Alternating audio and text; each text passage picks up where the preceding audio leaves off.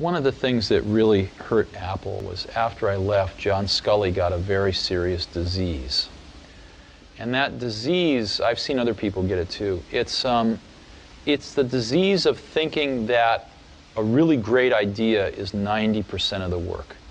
And that if you just tell all these other people, you know, here's this great idea, then of course they can go off and make it happen.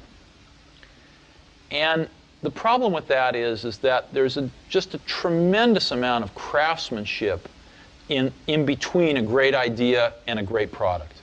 And as you evolve that great idea, it changes and grows. It never comes out like it starts, because you learn a lot more as you get into the subtleties of it. And you also find there's tremendous trade-offs that you have to make. I mean, you know, there are just certain things you can't make electrons do. There are certain things you can't make plastic do or glass do.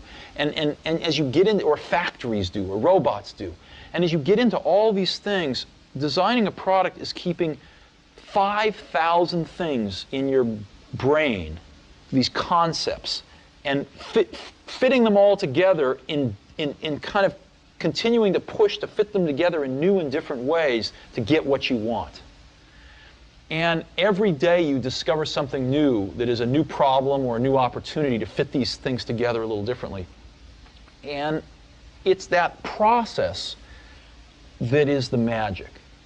And so we had a lot of great ideas when we started, but what I've always felt that a team of people doing something they really believe in is like when I was a young kid, there was a widowed man that lived up the street, and he was in his 80s.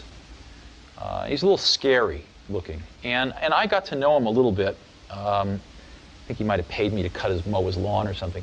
And one day he said, "Come on into my garage, I want to show you something." And he pulled out this dusty old rock tumbler. And it was a motor and a coffee can and a little, you know, band between them.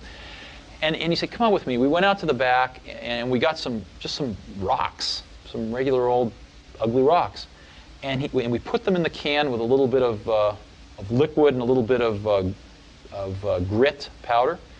And we closed the can up, and he turned this motor on. He said, "Come back tomorrow."